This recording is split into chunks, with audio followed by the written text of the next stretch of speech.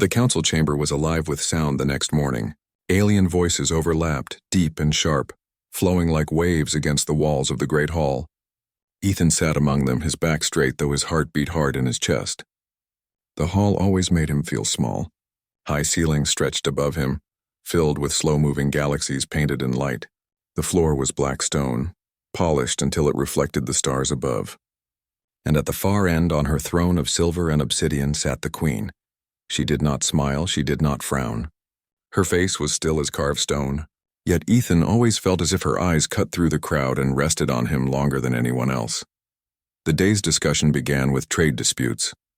Delegates argued over mineral rights, shipping routes, and military escorts. Ethan tried to follow, but the terms were thick with alien law and custom. Still, he kept listening, nodding where he could. He told himself, "I may not understand everything, but I can understand people." Then came the moment that drew him directly into the storm. A Clarion general rose from his seat. He was massive, his armor polished with dark red streaks, his voice sharp like a blade. His name was General Varric, and he was known for despising outsiders. He turned toward Ethan and let his voice echo across the chamber.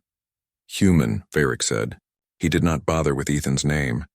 "Your world sends you here with no fleets, no treasures, no armies. Tell us, why should the council waste a seat on Earth?" The hall fell quiet. Some delegates tilted their heads, curious. Others smirked, waiting to see how the fragile human would respond. Ethan's throat tightened, but he forced himself to stand. He felt hundreds of eyes on him. He thought of the speech he had prepared, facts, numbers, resources Earth could offer. But something inside told him that would not matter. They did not want numbers. They wanted to see if he would bend or break. He took a slow breath. "You are right," he said simply. His voice echoed in the silence. "Earth does not bring fleets. We do not bring treasures. We do not bring ancient wisdom. What we bring is ourselves." A murmur rippled through the chamber. Some laughed softly, others leaned closer. General Varric narrowed his eyes. "And what are you worth, little human?" Ethan held his ground. "We are worth our survival. For centuries, Earth was alone. We faced storms, famine, war, and silence in the void. Many times we nearly destroyed ourselves. But we endured. We endured because we learned something stronger than weapons. We learned loyalty. We learned sacrifice. We learned love. And love," he said, his voice steady, "is something fleets cannot build and treasures cannot buy." The room grew still. Even the painted galaxies above seemed to pause. Varric scoffed loudly. "Love, you dare speak of weakness here?" Ethan shook his head. "It is not weakness. It is the reason we still exist. It is why parents protect children, why friends stand together, why even strangers give their lives so others may live. You may see our bodies as fragile, but our hearts, they endure." There was silence again, but this time it was heavier, deeper. Delegates whispered softly, uncertain how to respond. Ethan sat down slowly, his hands trembling under the table. He feared he had said too much or said it wrongly, but then for just a moment he felt something unusual. He looked up toward the throne. The queen was watching him, her face still calm, but her eyes had narrowed slightly, not in anger but in thought. That look alone gave him strength. Later, after the council ended, Ethan walked through the palace corridors. They were quiet, filled with shadows and the distant sound of flowing water. His footsteps echoed too loudly. He wished he could shrink, vanish into the walls, but part of him also felt proud. He had spoken his truth, even if it sounded foolish to warriors who lived by power. He found himself in a small library chamber, lit by glowing crystals. Shelves lined the walls filled with alien records, histories, treaties, and poems. The room was empty, so Ethan pulled out his datapad and returned to his secret study. The alien language sprawled across the screen like tangled vines. He tried to mimic the sounds, but his human tongue stumbled. Still, he repeated them again and again. At first, the words came out harsh and broken, but after many tries, he began to hear the rhythm beneath them. It was almost like music. The language flowed in layers. One tone meaning respect, another meaning closeness, another meaning devotion.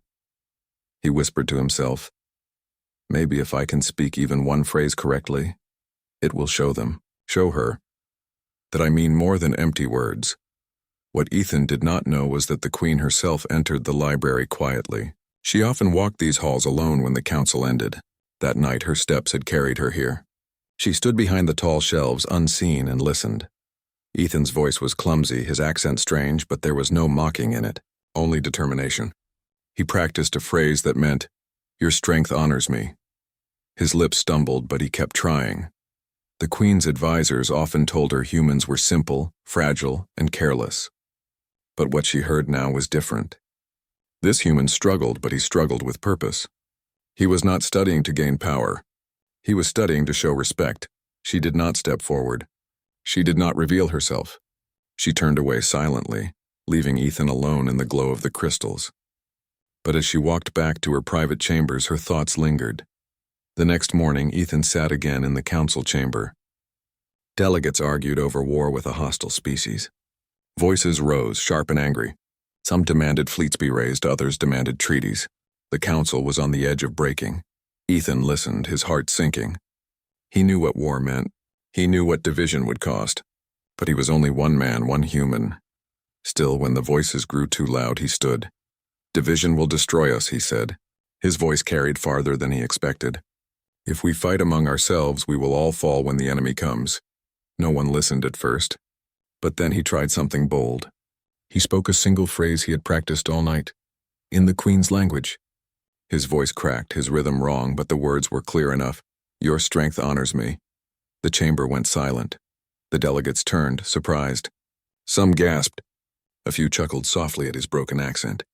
But all of them heard it. A human had spoken the tongue of the Queen. The Queen herself did not move. Her face was unreadable, but her eyes softened just slightly. Ethan sat down, his face red, his hands shaking. He thought he had made a fool of himself. Yet deep inside, he also felt he had broken through a wall, even if only a little. That night, as he walked again in the gardens, the stars glowing above, he whispered to himself, "One day I'll find the right words, not just words of respect, words of the heart." And though the Queen did not stand beside him, his voice carried through the night, and for the first time in many years, she found herself thinking of something she had long buried, the power of words spoken not as duty but as truth. The days that followed were tense. Rumors spread through the council halls like sparks in dry grass. Delegates whispered about the human who had dared to speak in the Queen's tongue. Some mocked Ethan for his broken accent, while others admitted quietly that it took courage to even try. Ethan, however, felt a heavy weight. He replayed the moment again and again in his mind. He remembered the silence that had fallen, the eyes that had stared at him, and most of all, the Queen's gaze. She had not laughed. She had not scolded him. Her face had been calm as always, but her eyes, softer, different. He could not stop thinking about it. That night, Ethan sat in his quarters again, the datapad glowing in the dim light. His throat was sore from practice, but he refused to stop. He had moved on from simple phrases to more complex ones. The Clarion language was beautiful but sharp, every sound carrying layers of meaning. He practiced a phrase that meant, "I will stand beside you." The words twisted in his mouth, but he kept repeating until it sounded less foreign. "Why am I doing this?" he asked himself. He already knew the answer. Because language was more than sound, it was a bridge. If he could cross it, maybe others could follow. The council met again the next morning, but this time the mood was heavier. A messenger arrived, his armor scratched from battle, his face pale. He brought news of a hostile alien species known as the Drakari. Their fleets had entered nearby territories, attacking smaller colonies. The chamber erupted in voices. Delegates shouted for war, for defense, for alliances. Others demanded retreat, fearing the Drakari's strength. The council splintered before Ethan's eyes, unity crumbling into pieces. General Varric rose, his voice booming. "We cannot waste time with weak worlds.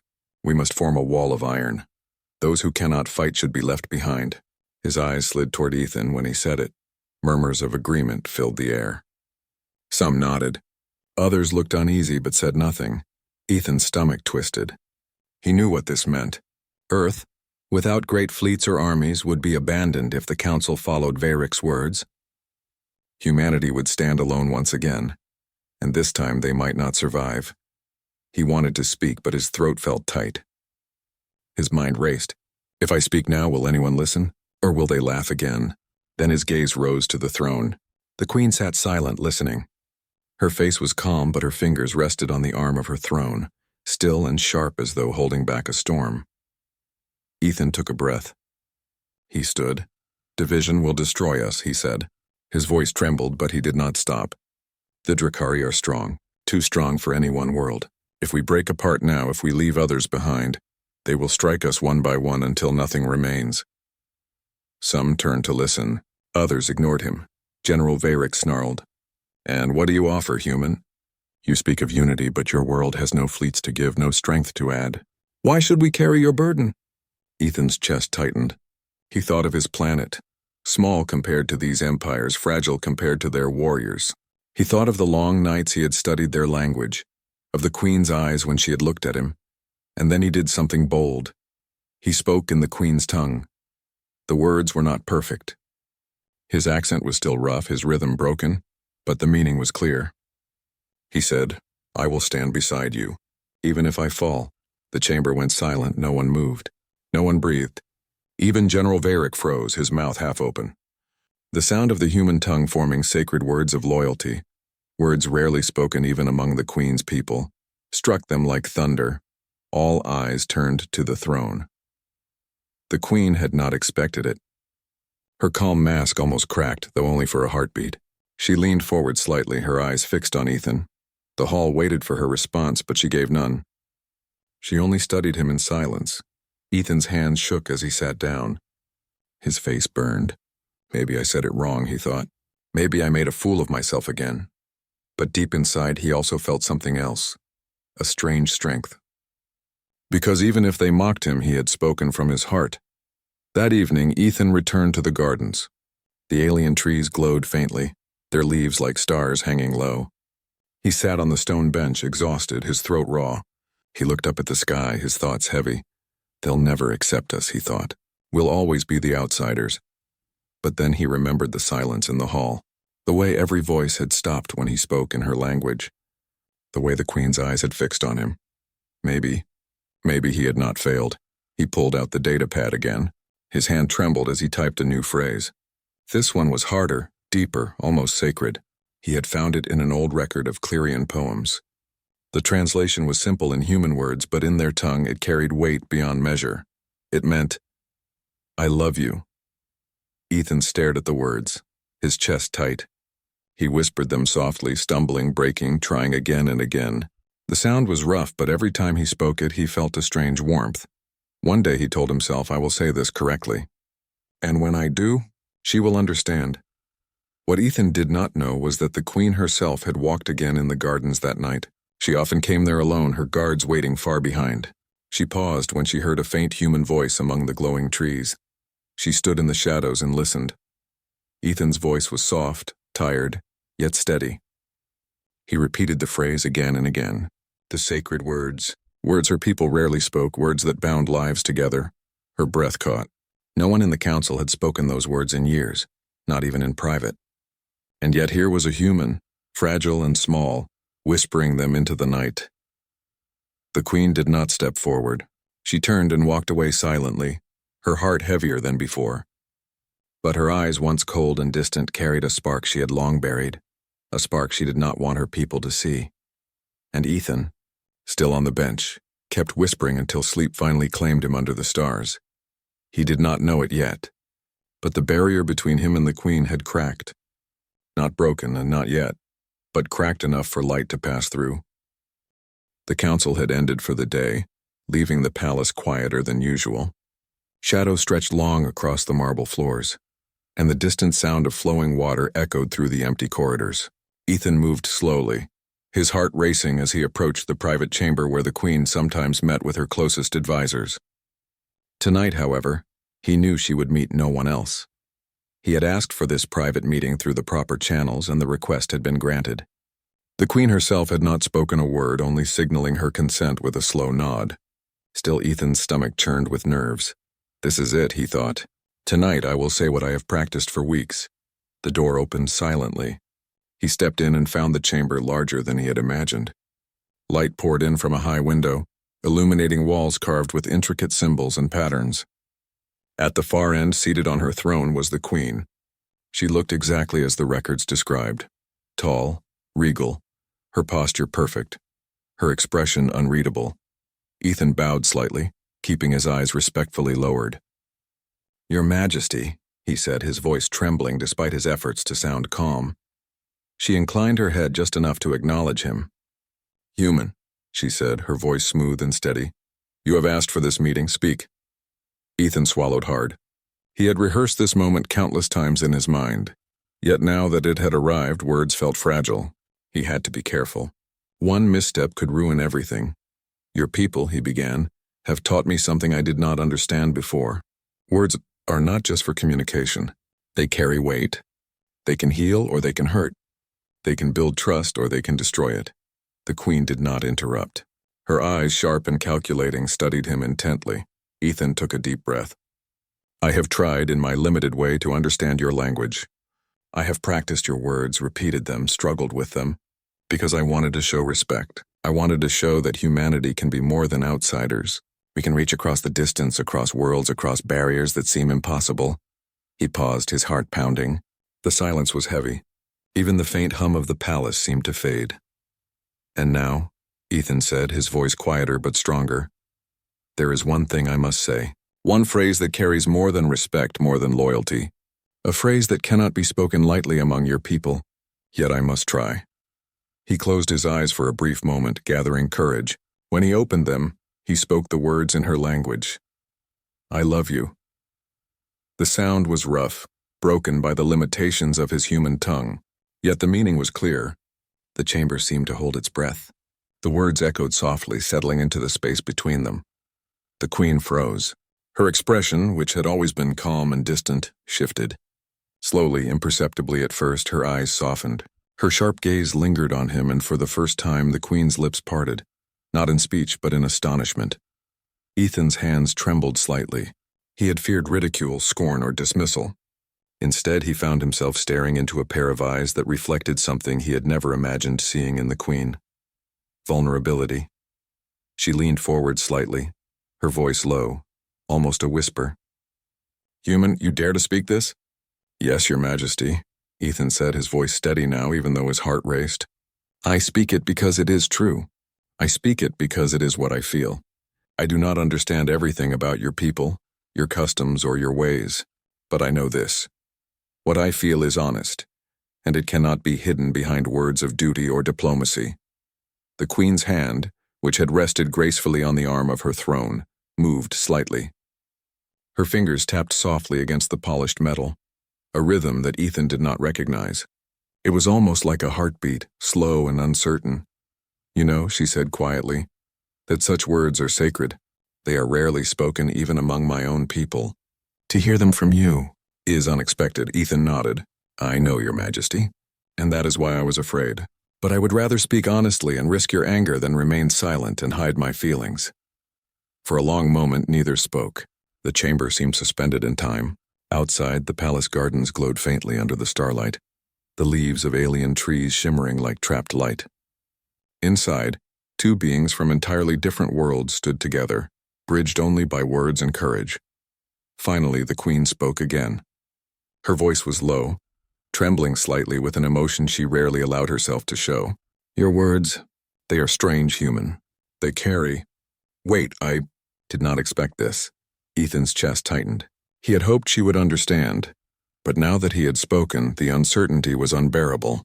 "Your Majesty," he said gently, "I do not ask for a reply. I do not ask for anything in return. I only ask that you hear me, so as I have heard your people, and as I have tried to understand your language." The Queen studied him for what felt like an eternity. Then slowly she spoke a single word in her own tongue. A word that, according to her advisors, she had never spoken publicly, and rarely even privately. The word meant astonishment, but in her voice it carried layers of curiosity, caution, and something else, something softer, almost human. Ethan did not understand the word, but he understood the feeling. The Queen's expression had changed. She was no longer the untouchable ruler of the Clerian Empire. She was a being, capable of surprise, capable of emotion, capable of responding to honesty and courage. He felt a small smile creep onto his face. "Thank you, Your Majesty," he said softly. "That is all I could hope for, that you would listen. The Queen's eyes flicked away briefly and then back to him. She studied him not as a diplomat, not as an outsider, but as a human being who had risked everything to speak honestly. "You are unusual," she said finally. "Most of my people would never dare. And yet here you stand, fragile, human, and brave." Ethan bowed slightly, feeling relief flood through him. "I am only human, Your Majesty, but I will try to be worthy of your respect." For a moment, the Queen allowed herself a small, almost imperceptible smile. Then she leaned back, regaining her composure. "You have courage," she said. "That is rare," Ethan nodded. "I have learned from your people, Your Majesty. Even if my voice falters, even if my words are imperfect, I will keep trying, because some truths cannot wait. Some truths cannot be left unspoken." The Queen said nothing for a long moment, letting the weight of his words settle. Outside, the palace gardens were quiet, the alien trees shimmering in the faint starlight. Inside, a new understanding had begun. Fragile, unspoken, but undeniable. Finally, she spoke again, her voice firm but softer than before. "You have changed my perspective, human. Perhaps I underestimated your world, and perhaps I underestimated you." Ethan felt a spark of hope. That one sentence, simple as it was, carried more meaning than any speech he could have delivered to the council. It meant she had seen him not as an outsider, not as weak, not as insignificant, but as someone who could touch her world in ways few could. "I will continue to learn," he said quietly. "And if you allow it, Your Majesty, I would like to continue to speak, to understand, to bridge the distance between our worlds." The Queen's eyes softened again. She did not answer immediately. Instead, she studied him for a long while, considering. Finally, she inclined her head slightly. It was a small gesture, but it carried approval. Ethan exhaled softly, relief washing through him. He had risked everything in speaking the truth of his heart, and though the Queen's reaction was cautious, it had opened a door that could never be closed again. For the first time, the Queen allowed herself a thought she had never dared before. Perhaps humans were not so fragile after all. Perhaps their hearts carried a strength she had never fully understood. Ethan, still standing, bowed once more. "Thank you, Your Majesty," he said, "for listening. That is all I could ever ask." She nodded, and for a brief moment the distance between them, between human and Clerian Queen, seemed smaller. Words had crossed worlds, emotions had bridged species, and the story of two beings from different galaxies had begun to unfold. And somewhere deep inside her, the Queen felt something she had never admitted before, the stirring of a feeling both unfamiliar and profound. The night after Ethan confessed his feelings, the palace seemed different. The walls, usually cold and silent, felt alive with whispers. News traveled fast among the Clerians, even when no official words were spoken. Servants and guards carried subtle glances, advisors exchanged uncertain murmurs, and the Queen herself had retreated into silence. Ethan did not know what awaited him the next day. He lay awake in the chamber provided to him, staring at the high ceiling where pale light from the alien moons drifted through the windows. His heart beat with a mix of fear and hope. He had spoken words forbidden for outsiders, words sacred even among the Queen's own people. Was I foolish? He thought. Or was I right to risk everything? Sleep came slowly, but when morning arrived, the sound of a messenger's voice pulled him awake. "The Queen summons you," the messenger said with a bow. Ethan dressed quickly and followed the path through long corridors. His steps echoed against polished stone, his hands cold despite the warm air of the palace. When he reached the Grand Council Hall, he realized this was not a private meeting. The entire council was gathered. Advisors in their jeweled robes sat in curved rows, their eyes sharp with judgment. The Queen sat on her throne, tall and radiant, her expression unreadable. At her side stood General Kaylor, the Queen's most loyal protector, his posture stiff with suspicion. Ethan bowed respectfully. "Your Majesty." The Queen's voice was calm, but it carried authority that filled the hall. "Human, last night you spoke words that no one expected. Today those words must be faced before the council." A murmur spread across the chamber. Some advisors leaned forward, curious.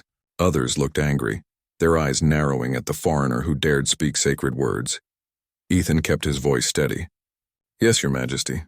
I did speak those words, and I do not take them back." General Kaylor stepped forward. His voice was harsh, like steel against stone. "Blasphemy." This human dares use the Queen's sacred vow as if it were a simple phrase. He must be punished. Ethan felt the weight of 100 eyes on him, but he refused to look down. It was not blasphemy. It was honesty. I have learned enough of your language to know what those words mean, and I chose them because nothing else could carry my truth. An elderly advisor rose slowly from his seat. His voice was softer, thoughtful. Honesty? From a human? Rare but not impossible. Perhaps we should hear him more before deciding. The Queen raised a hand and silence returned. Her eyes, calm but deep, locked onto Ethan. Why did you speak it, human? Why risk offense, exile, or worse? Ethan swallowed, then stepped forward. His words were simple, but each carried weight. Because I could not remain silent. I have seen your world's strength. I have seen your people's pride. I have seen your kindness, though you hide it well. And in you, your majesty, I have seen something I cannot explain but cannot ignore. That is why I spoke those words. Not for advantage, not for power, but because they are true. The hall was silent again. Advisors shifted uncomfortably. General Kaler's hands tightened on his weapon. The Queen's gaze did not leave Ethan. For a long time, she said nothing. Then she rose from her throne, her tall form casting a long shadow across the chamber. She stepped down slowly, each movement graceful but deliberate, until she stood directly before him. The air was tense. Ethan's heart pounded in his chest. The Queen's eyes searched his face, her expression unreadable. Then, in a voice low enough that only those nearest could hear, she spoke in her own language. Her words were slow, careful, as if she herself was uncertain. And if I believed you? The hall gasped. Whispers broke out among the advisors, shock flooding their voices. The Queen had not only acknowledged his words, she had answered them. Ethan's breath caught. He looked into her eyes and spoke softly, honestly. Then I would be honored beyond measure, and I would vow with all my humanity that I would never betray that belief. The Queen studied him, and for a moment her stern mask cracked. A flicker of emotion, almost fragile, passed across her face. She turned slowly back toward the council. My advisors, she said firmly, you see this human as fragile. But he has spoken with courage. He has spoken without fear, even when the price could have been his life. Tell me, do any among you doubt that this courage deserves respect? The chamber was filled with silence. No advisor dared speak against her directly. General Kaler's jaw tightened, but even he remained quiet. Finally, the elderly advisor spoke again. Your Majesty, perhaps this is not an insult, but a bridge. If the human speaks from his heart, then his words are not blasphemy. They are new, the Queen nodded once. Then it is decided. The human will not be punished. Relief washed over Ethan, but he knew this was not the end. The Queen turned to him once more, her voice soft but clear. You have spoken your truth, human. But words alone are not enough. If you mean them, you must prove them. Ethan straightened. How, Your Majesty? She looked at him with eyes that seemed to see deeper than before. Not with speeches, not with gestures, but with actions. My people respect deeds above all. If you wish your words to matter, then you must stand beside me when the time comes. Ethan nodded. I will. The next days were filled with preparation. Rumors spread quickly through the empire. Some said the Queen had been insulted by the human. Others whispered she had been moved. Few knew the truth, but all waited for what would come. The Queen grew quieter, more thoughtful, as if she was weighing choices larger than herself. Ethan saw her less often, but when their eyes met across the council chambers or the gardens, he saw a change in her gaze. It was no longer distant. It lingered, curious, questioning. Finally, the moment arrived. A hostile faction, long waiting for weakness, chose to challenge the Queen's authority. They declared that no ruler who listened to a human could truly lead the empire. They marched with weapons toward the capital. The Queen gathered her forces. The palace prepared for defense, and in the heart of the strategy chamber, Ethan stood by her side. You do not need to be here, she told him quietly, her voice almost gentle. I do, Ethan replied. You said my words must be proven by actions. Then let me stand here, not as a warrior because I am not one, but as someone who will not leave your side. The Queen's eyes softened just for a moment. She gave a single nod. Very well. The battle did not last long. The Queen's armies were disciplined and powerful. But what mattered most was not the fight itself. It was the sight of Ethan standing among them, unarmed but unshaken, refusing to flee. Word spread among the soldiers, then among the people. The human had stood beside their queen when others doubted. When the rebellion was crushed, the queen returned to the palace in silence. Ethan followed her into the council hall. The advisors were already waiting, their faces tense. The queen stood tall. "You have seen," she declared, "that the human's words are not empty. He has shown courage not by blade, but by heart. That courage is rare even among us. Therefore I will not hear doubts of him again." Her voice was sharp, final. The council bowed their heads in obedience. When the chamber emptied, only Ethan remained with her. The silence between them was heavy but no longer cold. Finally, the queen turned to him. Her voice, softer now, carried no command. "You risked yourself for me." "Why?" Ethan met her gaze. "Because my words were true, and because you listened when you didn't have to." The queen studied him for a long moment. Then slowly she spoke again in her own language, her voice trembling slightly with emotion. "Perhaps. I believe you." Ethan's chest tightened. He bowed his head slightly. "That is all I ever hoped for, Your Majesty." She stepped closer, her eyes softer than he had ever seen them. For the first time, the distance between queen and human felt like it had disappeared. The queen, ruler of the Clerian Empire, had allowed herself something she had never shown before. Not command, not strength, but trust, and in that quiet moment, under the pale light of alien moons, Ethan realized that his words had truly changed her world. The human ship Odyssey descended slowly through the thick silver clouds of Aloria, a world known for its shimmering skies and vast crystal plains.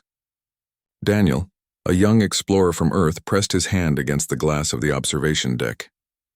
He had seen many planets before, but nothing like this. The land below glowed with soft colors, as if the entire planet were painted in light. Daniel was not a soldier, nor a scientist. He was part of the cultural team, those chosen to listen, to observe, and to share without violence. His gift was simple. He loved languages. On Earth, he had studied dozens of them, fascinated by how people expressed joy, sorrow, and love with sounds. When he was chosen for the mission to Aloria, he felt both nervous and excited. He had no idea what waited for him there. The ship touched down outside a towering city of white stone. The buildings stretched upward like carved trees, each shimmering faintly as if alive. At the gates, the alien host stood waiting. They were tall, graceful beings with silver-blue skin that seemed to glow faintly under the sun. Their eyes were large and luminous, filled with both wisdom and sadness. Among them stood their princess. Daniel noticed her at once. She wore robes that shimmered like starlight, her hair flowing like a river of silver. Her eyes were bright, but there was something heavy in them, something hidden. The humans bowed politely, and the aliens bowed in return. For the first time, two worlds stood face to face without weapons raised. The humans were guided into the grand hall of Aloria, a chamber so vast that sound seemed to echo forever. The walls were carved with symbols, long curves that told stories no outsider had yet understood. The air shimmered faintly with a soft humming, like the breath of the building itself. The ceremony began. The Alorians moved to the center of the hall, forming a circle. The princess stepped forward, lifting her hands. Slowly, she began to sing. It was unlike anything Daniel had ever heard. Her voice was soft at first, then powerful, flowing with sorrow and beauty. The others joined her, and together their voices rose into a song that filled the hall with sound so deep it seemed to touch the bones. The language was foreign, filled with tones and shapes human mouths were never meant to form. Yet the meaning, the weight, was clear. It was a song of loss, of memory, of ancestors who had vanished into the stars. Daniel sat frozen. His fellow humans listened politely, but only he felt the strange pull in his chest. The words wrapped around him, drawing him into their meaning. He closed his eyes, trying to follow the rhythm, the rise and fall. Without thinking, his lips began to move, a whisper left his mouth. Then a sound, then a note. He tried to follow the melody, clumsy and uncertain. At first it was only a faint hum, but then, driven by something he could not explain, Daniel began to sing. The hall went silent. Every alien voice stopped. The humans gasped, realizing what he was doing. Daniel's voice echoed alone now, his imperfect words trembling through the sacred hall. He stumbled over strange syllables, his human tongue unable to shape them properly. Yet there was no mockery in his tone. Only respect, only longing, only the desire to understand. The princess turned to him. Her wide eyes shimmered, her breath caught. The hall seemed to freeze in that single moment. No human had ever dared to echo the sacred songs of Aeloria. It was forbidden, unthinkable. And yet here was this young man standing awkwardly but singing with all his heart. Daniel faltered, suddenly realizing the silence. His voice cracked and he stopped, his face flushing red. His fellow crew members whispered nervously, expecting anger from their hosts. The Aelorian guards gripped their spears, ready for orders. The council elders exchanged sharp glances. The air was heavy, filled with tension. Then the princess spoke. Her voice was soft, trembling but clear. "Continue," she whispered, her words carrying through the hall. Tears glistened in her eyes. Daniel's heart pounded. He could hardly believe what he had heard. She had not stopped him. She had not called him disrespectful. She had asked him to go on. Slowly, unsure but driven by the strange moment, he raised his voice again.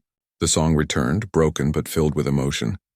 His human voice was raw, imperfect, but it carried sincerity. The princess closed her eyes, and for the first time in years, tears ran down her cheeks. No one in the hall moved. Even the stern elders lowered their heads, hearing the fragile bond being formed in song. Daniel did not know it yet, but in that single moment he had touched the heart of a world, and the alien princess, who had never shed tears before her people, had whispered a word that would change both their fates forever. "Continue,"